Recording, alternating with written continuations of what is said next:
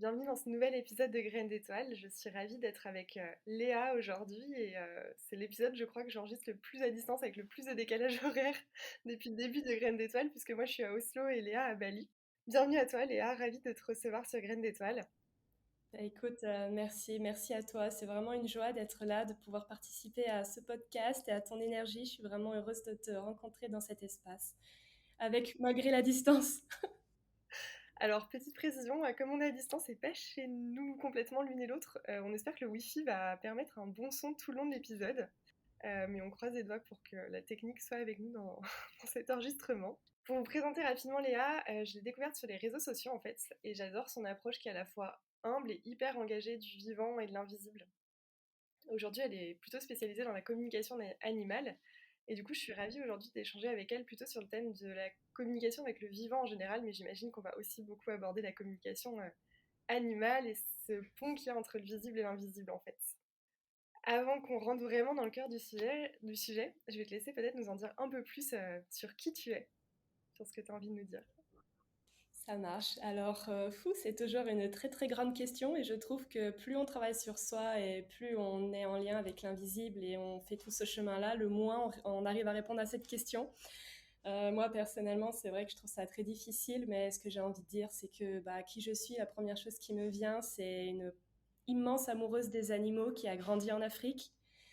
Heureusement, et c'est tout ce lien avec le monde sauvage et le règne animal notamment pour moi, qui me définit aujourd'hui. Et puis, grande voyageuse, aventurière dans l'âme et toujours dans, dans un chemin d'approfondissement et de découverte de moi-même, toujours plus. Je le dirais comme ça. Et qui communique avec les animaux accessoirement. J'adore poser cette question aussi à toutes les personnes que je reçois. C'est quoi ta vision de la conscience aujourd'hui? Hmm. Ça doit être vraiment fascinant de poser cette question aux gens. Il doit y avoir beaucoup de réponses différentes. Moi, honnêtement, j'ai aucune idée de ce qu'est la conscience parce que je ne pense pas pouvoir estimer le savoir. Maintenant, dans mon ressenti, c'est juste cette intelligence, cette lumière, cette énergie qui est partout, qui sait, qui voit, qui sent et qui expérimente. Et pour moi, la conscience, c'est quelque chose qui fait partie de nous, de tout en connexion et qui est quelque chose qui peut, enfin, qui ne grandit pas en tant qu'elle-même, mais que nous, on grandit à elle. Par exemple, ce n'est pas élever la conscience pour moi, mais c'est s'élever soi-même à la conscience. C'est comme ça que je vois les choses, avec cette idée que quand on s'incarne, par exemple, sur Terre, on a une certaine limite d'éveil à la conscience qu'on peut avoir selon ce que notre être, peu importe comment on l'appelle, spirituel, énergétique, a choisi d'expérimenter. Mais ouais, voilà, moi je dirais que c'est ça pour moi. Pour l'instant, peut-être que ma réponse sera différente demain. Merci pour ton partage du moment. Et du coup, ça fait, je trouve, le lien avec la question que je voulais te poser ensuite, puisqu'on va parler de communication avec le vivant, communication intuitive. Je voulais te demander ce que c'était. J'ai l'impression que ça rejoint un peu ta définition de la conscience finalement. Mais est-ce que tu peux nous dire un peu plus sur qu'est-ce que c'est en fait communiquer avec le vivant? Ouais, absolument. Alors pour moi, communiquer avec le vivant, c'est vraiment en fait apprendre, enfin plutôt prendre conscience que, que tout est vivant, que tout a une conscience, disons, et que tout vibre. C'est difficile à poser des mots dessus parce que par exemple, on peut voir une libellule et on va se dire oui, à l'évidence, elle est vivante, elle vole, elle bouge, ok. Mais pour moi, le vivant, enfin, maintenant, je comprends que ce n'est pas que ça. C'est c'est comprendre que cette entité libellule, par exemple, elle a une énergie à l'intérieur d'elle, elle a une conscience, elle fait partie d'un tout et en même temps, elle est aussi dans des niches spécialisées. Ça, il y a des connexions avec tellement de choses sur plein de plans et c'est vraiment plein de vibrations. Et pour moi, communiquer avec le vivant, c'est vraiment prendre conscience de ça, de cette connexion immense et de cette ouverture infinie qu'on ne peut pas enfermer, capturer, entre guillemets. C'est vraiment rentrer dans, dans cette immensité et se rendre compte qu'on fait partie de ça. Et ensuite de réussir à recréer des liens, en fait. Recréer des liens avec toutes ces énergies qui interagissent constamment. Donc ouais, je pense que si je pouvais dire juste une phrase, c'est que pour moi, la com avec le vivant, c'est vraiment retrouver cette intuition et cette sensibilité d'interagir avec le reste de l'univers, du monde. Et après, sur différents plans, ça dépend de qui on est, mais en tout cas, c'est vraiment ça.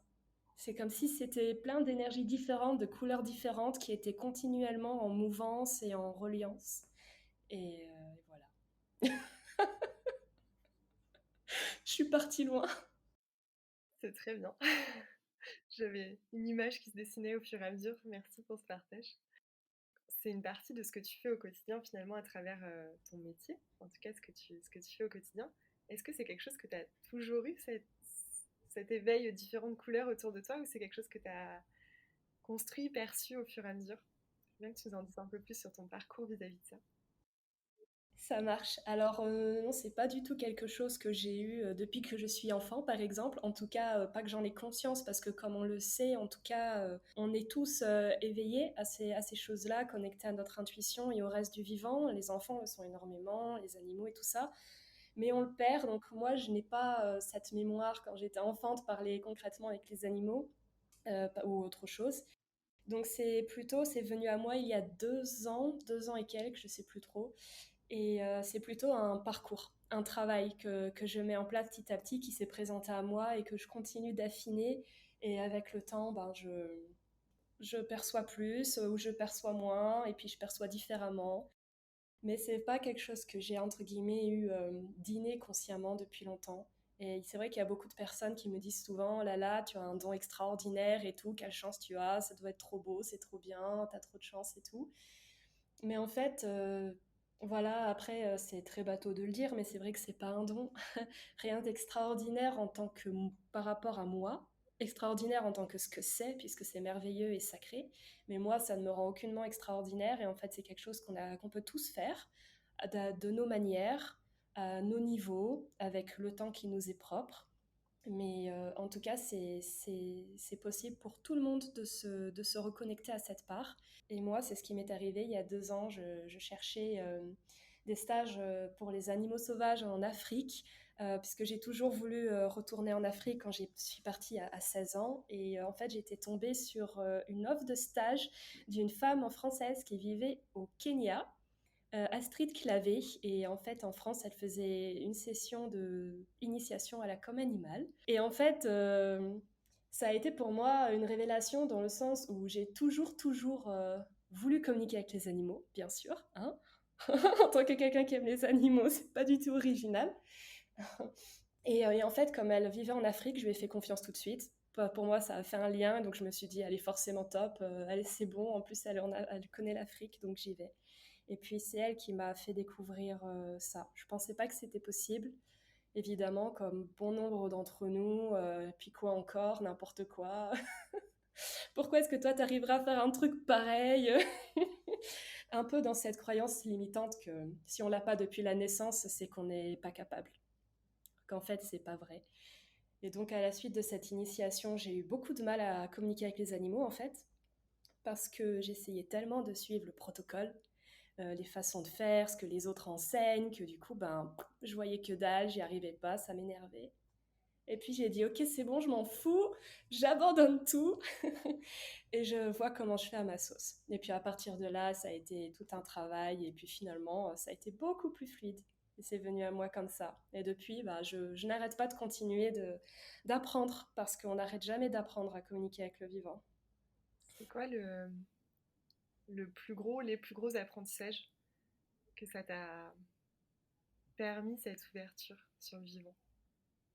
Depuis que je communique avec le vivant, ou en tout cas que j'ai emprunté ce chemin, je dirais que ce dont j'ai vraiment pris conscience sur moi-même, c'est que je suis un monstre d'ego. Euh, Le sujet qui fâche, mais ouais, on en est là. Euh, En fait, cette croyance que sous prétexte qu'on est doux, qu'on est gentil, qu'on essaye de faire des bonnes choses, qu'on fait pas, entre guillemets, n'importe quoi dans les critères de la société, qu'on pense qu'on est cette bonne personne ou qu'on fait les choses bien.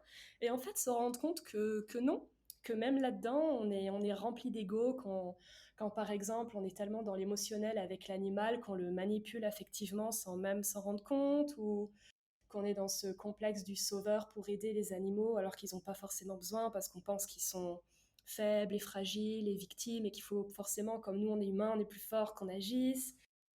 Ces enseignements-là, c'est vraiment ce qui m'ont été le plus difficile parce que je ne pensais pas.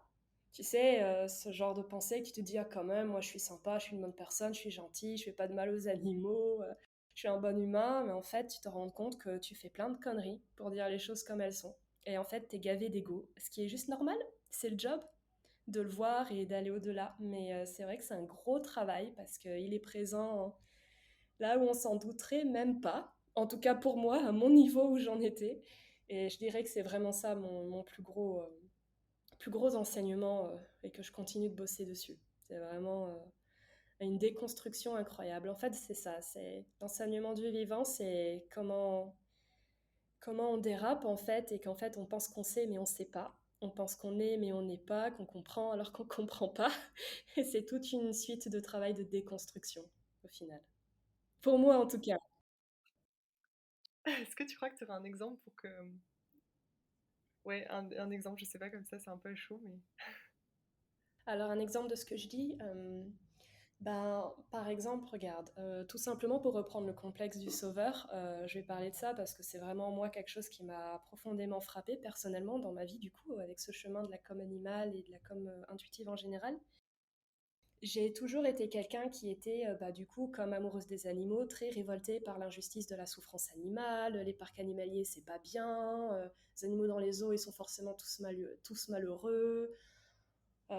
Pareil pour les animaux de laboratoire, où c'est pas juste qu'on mange de la viande, enfin voilà.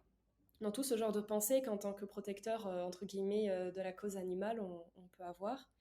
Et je me suis vraiment rendu compte que tout ça, c'était juste de l'ego et que je prenais une place qui n'était pas la mienne.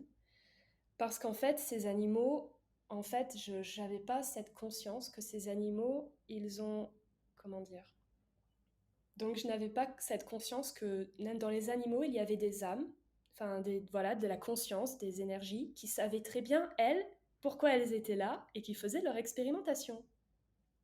Leur boulot, quoi, comme elles faisaient leur truc, comme chez les humains.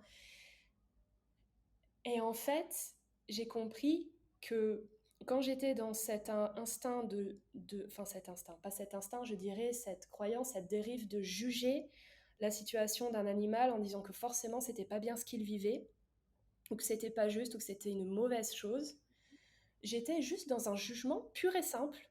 Et je prenais une place qui n'était pas la mienne parce que je n'avais strictement aucune idée de ce pourquoi cet animal, par exemple, vivait cette situation et de pourquoi l'être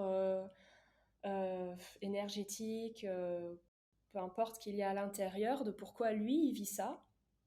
Et que je ne suis en aucune manière plus intelligente, plus perspicace, plus sensible, avec une meilleure vision, d'une quelconque manière pour pouvoir choisir ou estimer que ce que vit l'animal est bon ou pas bon. Et voilà, donc ça c'est un gros sujet, mais moi en tout cas ça m'a profondément fait changer et j'ai réalisé à ce moment-là que j'avais énormément d'ego qui était caché dans cette espèce de faux costume de non, moi je suis un sauveur, je suis noble, je veux faire le bien, je veux agir pour le bien, du coup je critique le mal. Mais en fait en faisant ça on est dans le jugement, on est dans l'ego et on n'est pas du tout à sa place. Après, bien sûr, j'ai eu tout un combat intérieur. Par exemple, ok, est-ce que ça veut dire que du coup, si un animal est en souffrance devant moi, du coup, je fais rien et je le laisse souffrir? Ben, le truc, c'est que dans tous les cas, si l'animal ou l'être vit ce qu'il est en train de vivre, c'est parce qu'il doit le vivre. Et en fait, est-ce que moi, peux avoir une interaction ou pas avec ça après? Ça dépend du cas par cas. Il n'y a pas de cause générale, il n'y a pas de protocole de comportement à avoir face à ces cas-là. Donc maintenant, par exemple, si je vois un animal qui se noie, enfin un animal, un insecte ou quelque chose comme ça, eh ben, je me dis, ok, est-ce que c'est juste pour moi maintenant d'agir, vu que c'est devant moi et que j'en suis témoin, ou pas? Selon ce que les énergies me disent, bah, je vais avoir voilà, tel comportement ou pas. Parce qu'il ne faut pas oublier que, aussi bien qu'une âme, par exemple, qui s'incarne dans un humain qui va traverser la maladie, la torture, l'esclavage, la peur, la pauvreté, la richesse, peu importe, cette âme, elle choisit son parcours pour des raisons dont on n'a aucune idée. C'est pareil pour les animaux, par exemple. Et ça a été pour moi un immense apprentissage. Ouais. Et voilà, c'est un exemple de ce comment j'ai compris que j'étais pleine d'ego en pensant que moi, je savais mieux ce que vivaient les animaux, ce qui était triste ou pas triste pour eux. Alors qu'en fait, je sais rien. Je sais rien. Et à l'intérieur de ces animaux, il y a des êtres qui savent très bien ce qu'ils font. Et des fois, c'est juste d'être au milieu et des fois, non. Il faut juste garder cette humilité-là. Et c'est ça qui est un grand travail, je pense. Quand on aime les animaux, c'est un travers qu'on a à peu près tous, je pense, ou en tout cas beaucoup d'entre nous. Ce que je trouve hyper intéressant dans ton partage, c'est que, enfin, merci pour cet exemple qui est très parlant, c'est qu'on a aussi cette, enfin, je comprends mieux ma vision du pont du visible et de l'invisible parce qu'il y a vraiment cette distinction à faire entre, bah, il y a ce qui se passe dans la matière qui peut être certes terrible d'un certain point de vue, mais d'un autre espace, en fait, c'est complètement choisi, juste quelque chose comme ça, et c'est super d'avoir cette ouverture sur les deux, ce qui ne veut pas dire inaction ou action dans les deux cas, mais je trouve ça super la façon dont tu l'as résumé en prenant cet exemple des animaux, parce qu'en tant qu'être humain, c'est difficile parfois à comprendre cette notion pour nous-mêmes qui se passe autour de nous, donc c'est un autre angle d'approche que je trouve qui éclaire bien le sujet. Il y a quelque chose qui me venait rapidement pendant que tu parlais. Donc là, on parle quand même beaucoup de communication animale. Est-ce que, je sais pas si tu as du tout exploré ce champ-là, en fait. Est-ce que tu penses que c'est, ou tu as expérimenté que c'est à peu près la même chose pour d'autres éléments du vivant, comme les plantes, les minéraux, d'autres acteurs?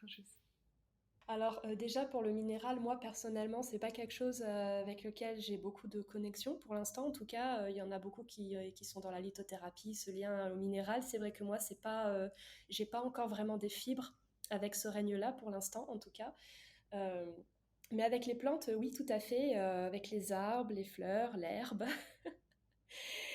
Ouais, c'est tout à fait. C'est la même chose en fait. Quelque part, il y a aussi cet échange qui peut se faire avec les végétaux. Et j'ai une anecdote super drôle à ce niveau-là, si tu veux que je partage. Il y a pas très longtemps du tout, j'étais...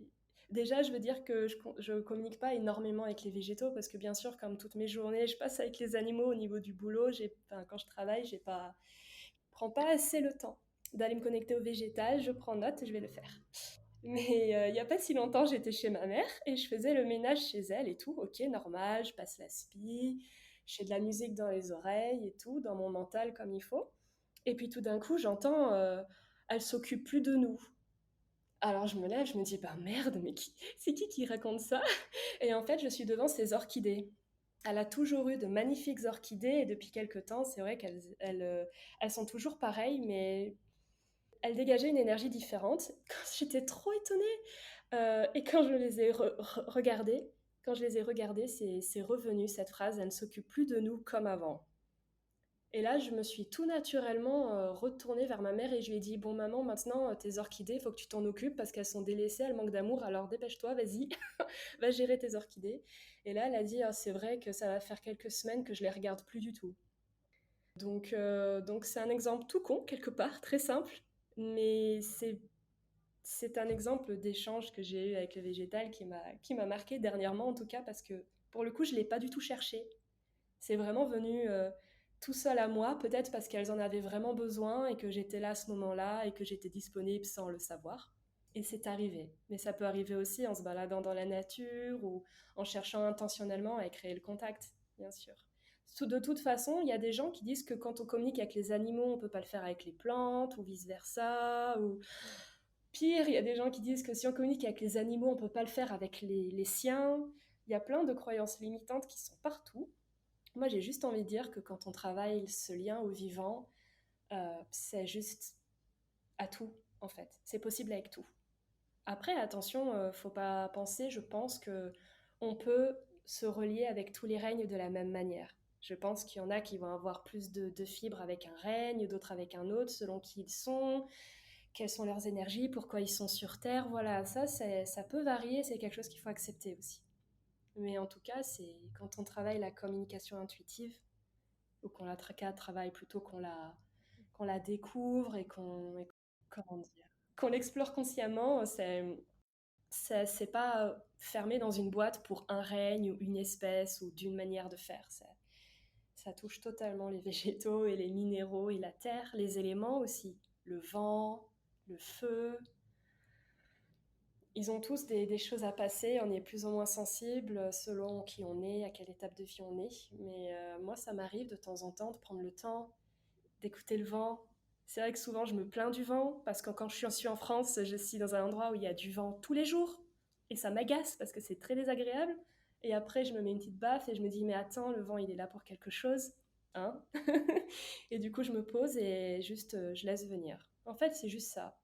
Laisser venir et travailler sur soi, parce que c'est ça qu'il faut faire pour qu'on puisse davantage se connecter, et avec plus de justesse, surtout. J'adore ta façon hyper instinctive, en fait, ton approche hyper instinctive de la communication intuitive. J'avais une autre question sur ce cœur des sujets qu'on a peut-être un peu commencé à effleurer, mais je vais essayer de la formuler peut-être différemment. C'était en quoi ça demande cette exploration justement de la communication intuitive, d'abandonner nos critères d'humain, notre perception d'être humain et de tout ce qu'on a pensé jusqu'à présent peut-être. Alors, je ne sais pas si on peut dire abandonner, parce que peut-être, je ne sais pas, mais en tout cas, oui, disons qu'il faut se mettre en arrière de soi-même. C'est vraiment, c'est vraiment apprendre, et franchement, pour moi, personnellement, je trouve ça assez difficile, et c'est quelque chose que bah, j'essaye d'améliorer constamment. Mais oui, c'est se mettre à l'arrière de soi, c'est-à-dire essayer de ne pas être rempli de soi-même quand on échange avec l'invisible ou avec le vivant. Du coup, c'est vrai, c'est-à-dire sortir de ces codes d'humain, comme tu dis. Par exemple, si on communique avec, je ne sais pas moi, une fleur, un chien, c'est pouvoir recevoir ce que l'être d'en face exprime sans y mettre de l'anthropomorphisme, comme on dit, des critères d'humain, dire ouais, là c'est en colère, ou là c'est une tête de fatigué, ou là elle est comme ci, comme ça. C'est vrai que ça demande peut-être pas de s'effacer, mais de se mettre sur muet un instant. Parce que sinon, il n'y a pas d'espace pour le reste, en fait. On est là à juste être dans nos émotions, nos pensées, nos croyances, et du coup, c'est comme si on était dans une sorte de prison de verre, et on pense qu'on voit, mais ça passe pas, en tout cas difficilement. Il faut vraiment se mettre derrière soi pour ouvrir un espace qui soit rond, accueillant, neutre, pour pouvoir capter ce qui doit être capté à ce moment-là, quoi. Donc c'est vrai qu'il faut, en tant qu'humain, il faut savoir se dire, ok, on est humain, donc on fonctionne comme ça, on perçoit ça, et c'est normal puisqu'on est humain.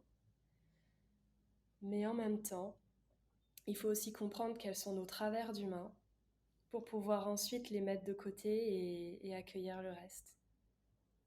C'est difficile d'enchaîner. Euh, du coup, il y a une question que je pose à tout le monde aussi pour montrer que je pense que tu as déjà bien exploré ça, mais qu'on est tous en chemin, qu'on est tous des graines d'étoiles en chemin.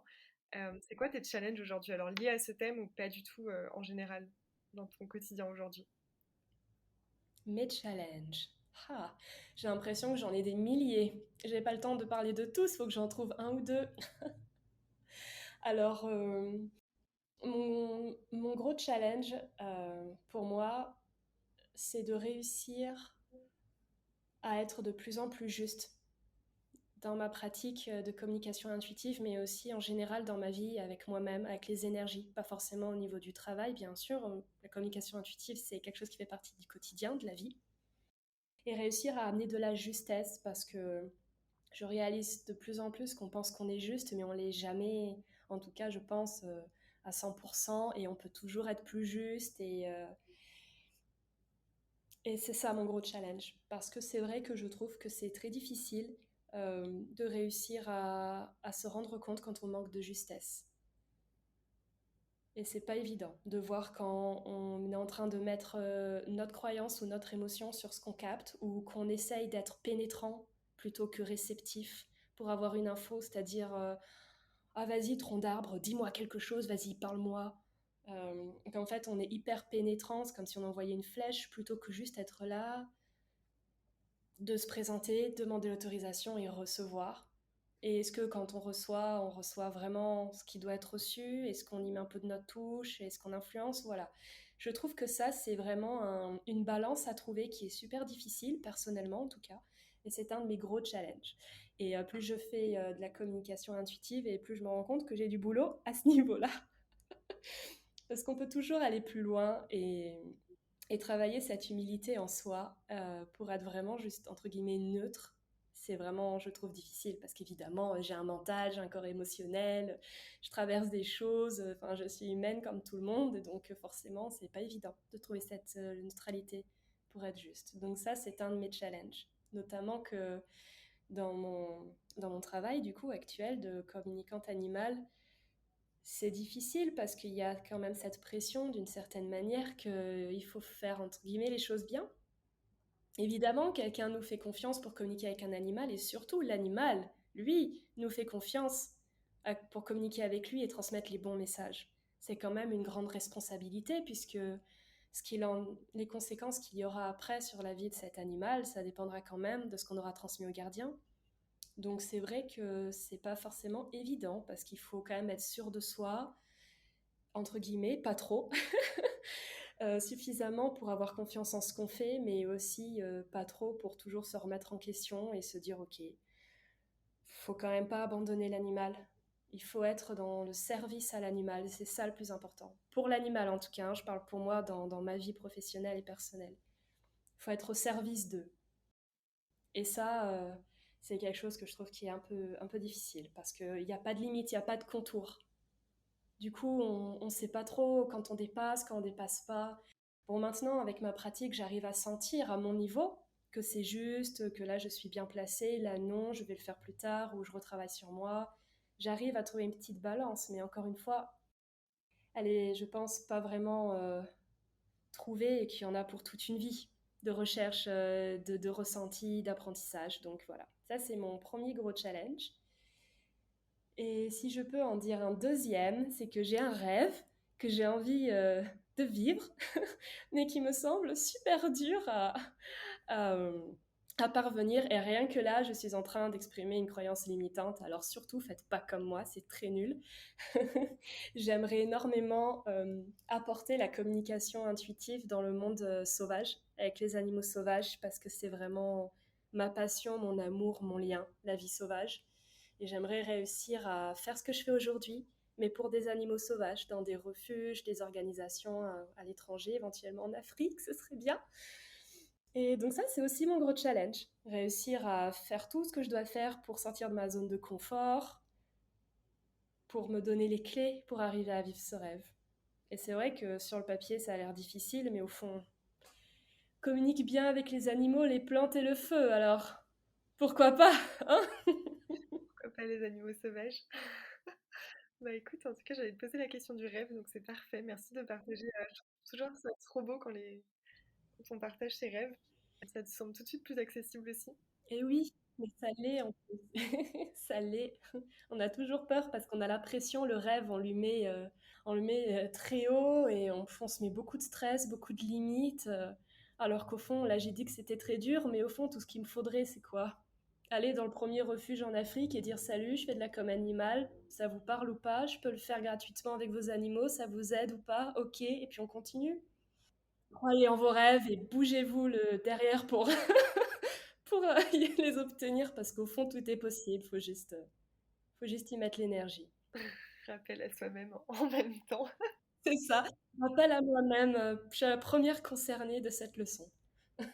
Dernière question, je laisse toujours l'opportunité de finir soit par un conseil de quelque chose qui t'a aidé, peut-être cette phrase de croire en ses rêves, ou une recommandation de quelqu'un que tu voudrais voir interviewer sur ce podcast, en fait, qui aurait quelque chose à partager, sa lumière à partager.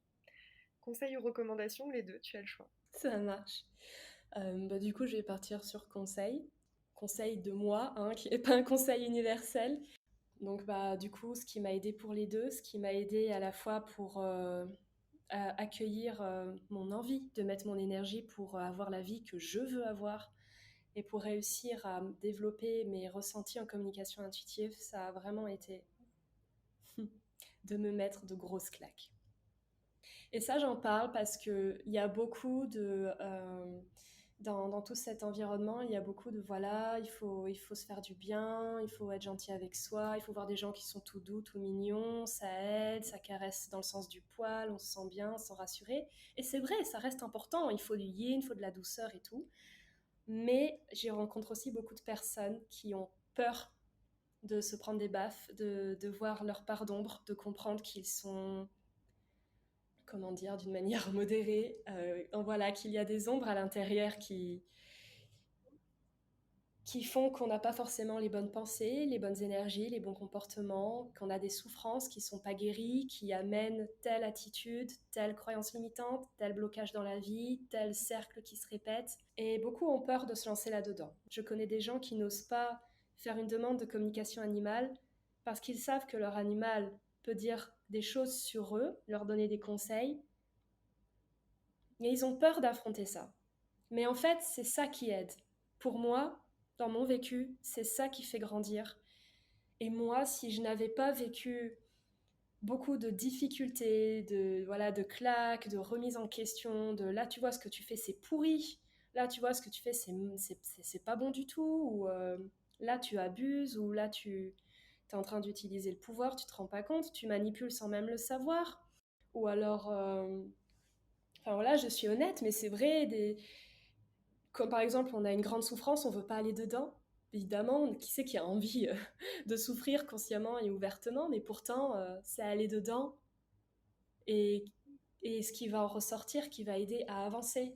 Et du coup, on enlève ce qui limite, on enlève des blocages, on s'ouvre, on gagne en humilité. Et finalement, c'est là où je trouve qu'on s'ouvre davantage à cette connexion au vivant, à la vie, à tout ce qu'elle apporte, à tout ce qu'elle permet, et à du coup ses rêves, forcément. Puisque comme on se reconnecte, selon moi, à soi de cette façon, en enlevant le pourri, entre guillemets, et ben du coup, on se rend accessible à nous-mêmes. Et du coup, de cette façon, on se rend accessible à nos rêves, à nos envies du moment aussi. Et la communication intuitive, c'est vraiment pour moi une porte incroyable pour recevoir cet enseignement et pour travailler sur soi. Et les entités animales, végétales, etc., sont des êtres vraiment d'une incroyable patience avec les humains. Et ils sont d'une sagesse innommable, infinie. Et ils aident énormément à faire ce chemin-là, à faire ce travail petit à petit. Et contrairement à ce qu'on peut croire, ils ne s'expriment pas toujours avec du miel. Mais c'est ça qui fait du bien aussi. Ça aide. C'est cette justesse, c'est ce vrai qui se dégage des autres énergies du monde, de l'univers, qui aide vraiment, je trouve, à se reconnecter à soi et au reste. Donc voilà. Donc si je pouvais donner un conseil, je sais que c'est pas facile d'aller dans l'ombre, d'oser se confronter à soi-même et à ses parts pourries, à ses parts d'ombre, on les appelle comme on veut. Je sais que c'est pas évident, mais franchement, c'est, je trouve, un boulot qu'il faut oser faire, avoir le courage pour soi, pour soi-même, d'aller là-dedans. Parce qu'après, ça aide énormément à s'ouvrir à soi-même et au reste, quoi. Et c'est un travail qu'on fait toute la vie, mais il n'y a pas besoin de l'avoir fait pendant 15 ans pour réussir à un moment donné d'obtenir ce qu'on aime ou ce qu'on souhaite, ou de communiquer avec son animal. Ça peut arriver tout de suite, ou bien après, ou peu importe, mais c'est un chemin. Il ne faut pas se dire que là, je travaille à fond sur moi pendant un an, et après, c'est tout bon. Ou alors, j'ai besoin de le faire longtemps pour y arriver. Pas du tout. Les deux s'équilibrent peu à peu sur le chemin. Voilà, je dirais ça. Merci pour ce conseil passionné et plein de justesse. C'est du vécu, c'est du vécu. Ça se sent. En fait, ça se sent, donc c'est assez incroyable. Est-ce que tu as un dernier mot à rajouter que tu voudrais partager qui te vient Eh bien, puisque mon cœur à moi, pour l'instant, c'est quand même le règne animal, ce que je voudrais dire, et c'est valable bien sûr pour tous les autres règnes, évidemment, mais je vais l'exprimer pour les animaux. C'est absolument primordial d'apprendre à aborder le règne animal sans le juger avec les croyances qu'on a en tant qu'humain. Et pour tous ceux qui nous écoutent et qui ont des animaux à la maison ou à l'extérieur, un écureuil, un escargot, peu importe, c'est super important d'observer l'animal en tant que ce qu'il est, sans lui mettre nos préjugés à son sujet, dessus, aussi bien en tant qu'espèce qu'en tant qu'individu. C'est vraiment très important parce que dans les communications animales, c'est ce qui ressort beaucoup. Les animaux ont beaucoup de mal parce qu'ils portent des poids énormes. Par exemple, je suis un berger allemand, je dois être un gardien exemplaire. Ou alors, je suis un chihuahua, apparemment, je suis forcément chiant, tout le temps en train de brailler. Ou alors, je suis un chat qui n'aime pas les câlins, donc je suis associable et je suis pas doux. N'importe quoi, toutes ces pensées qu'on peut avoir sur un animal ou sur une espèce, ça a un poids sur eux énergétique. Et, et voilà, donc pour le règne animal, c'est important d'essayer justement, je l'ai dit tout à l'heure, de se mettre en arrière un minimum, comme on en est capable à cet instant chacun, et pour leur laisser l'espace de montrer qui ils sont, et pas qui on pense qu'ils sont. Et il y a une énorme différence entre les deux, et c'est pas forcément évident de le voir, mais c'est un travail que les animaux demandent aux gardiens, aux humains de faire. Donc voilà, changer le regard sur les animaux, ça serait ma note finale parce que c'est une forte demande qu'il y a. Je crois qu'on va clôturer sur ce dernier mot qui me touche beaucoup. Merci beaucoup Léa pour ces partages lumineux et passionnés. Merci beaucoup. Je mettrai de toute façon les liens en dessous pour qu'on te suive et qu'on te retrouve, puisque tu partages pas mal ces messages sur ton compte et que c'est hyper inspirant. Bon, merci beaucoup, ouais. Avec plaisir. Je suis trop contente d'avoir pu échanger avec toi et du coup avec tous ceux qui nous écouteront. C'était super. Merci. Et puis à très bientôt sur un nouvel épisode.